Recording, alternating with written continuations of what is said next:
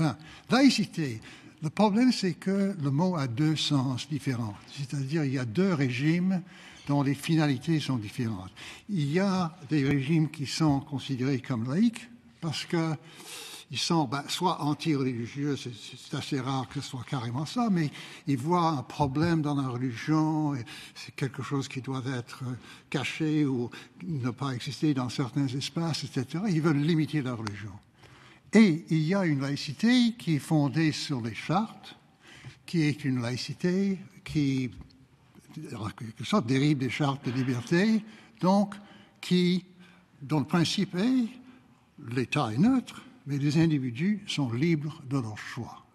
Or, ces deux laïcités-là sont en tension. Je dirais même qu'ils entrent en conflit pour la simple raison que la laïcité basée sur les chartes peut être vraiment neutre entre religions, neutre entre philosophie, neutre entre religion et non-religion, neutre de façon absolue.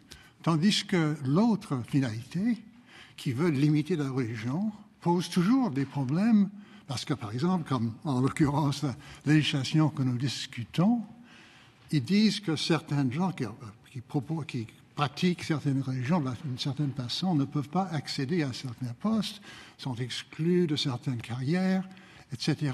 Alors, à ce moment-là, la non-neutralité entre religion et non-neutralité, ça entraîne des discriminations. Donc, une non-neutralité entre personnes.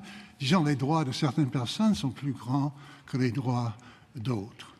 Et c'est une tension qui est nécessaire si on embarque dans le chemin de la laïcité qui veut confiner la religion. Et on le voit, en l'occurrence, parce que, justement, il est proposé d'avoir appel à la clause dérogatoire, parce qu'on reconnaît que certains droits qui sont inscrits dans notre charte vont être violés. Bon, alors, quels sont les inconvénients de ce premier chemin? Eh bien, c'est clair que, d'abord, ça va casser la carrière de certains gens qui se sont préparés depuis longtemps, mais aussi, ça va rendre très difficile l'intégration de ces gens-là. Comme vous savez, dans un pays d'immigration, l'intégration se fait d'abord, disons, l'approche des nouveaux arrivants avec les autres se fait ensuite, l'acculturation se fait ensuite.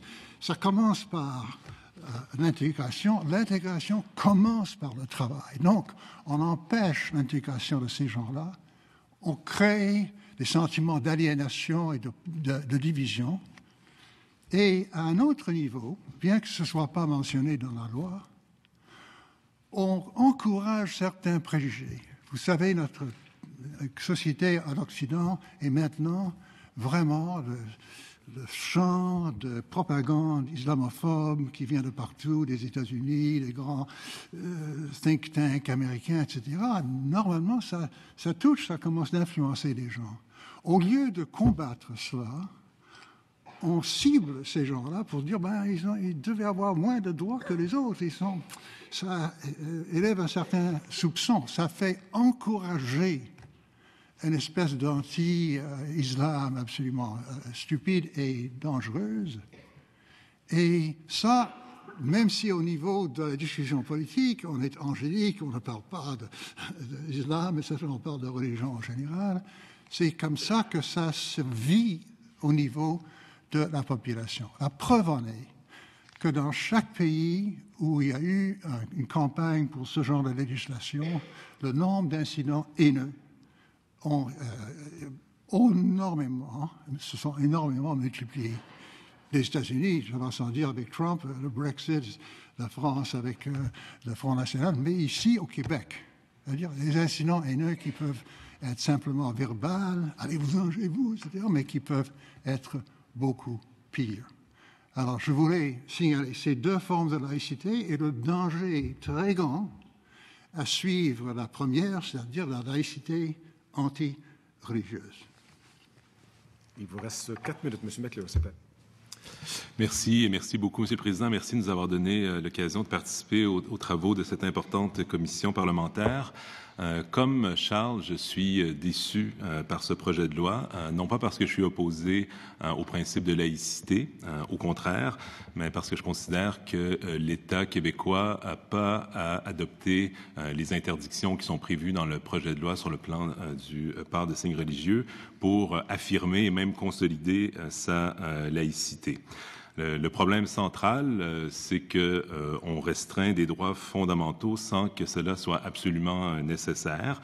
Et contrairement à une caricature qui circule beaucoup, notre position, la position de plusieurs des opposants au projet de loi, n'est pas que les droits individuels sont des absolus qu'on doit toujours les défendre sans limite. Au contraire, c'est pas le cas. Et ceux parmi vous qui ont eu la chance, entre autres, comme ça a été le cas lorsque j'étais à l'université, de lire les travaux de Charles en philosophie politique dans les 30 dernières années, on est bien conscient que le libéralisme philosophique et politique a ses limites, que la défense des droits individuels peut pas à elle seule constituer un projet de société. Il y a de bonnes raisons parfois de limiter des droits individuels, entre autres lorsque les droits d'autrui sont en jeu, lorsque l'exercice des droits des uns entraîne des violations des droits des autres. Ça, c'est une bonne raison pour limiter les droits individuels, ou lorsque le bien commun, mais le bien véritablement commun, exige qu'on restreigne de façon raisonnable des droits. Ce sont de bonnes raisons de les limiter, mais ce n'est pas le cas ici.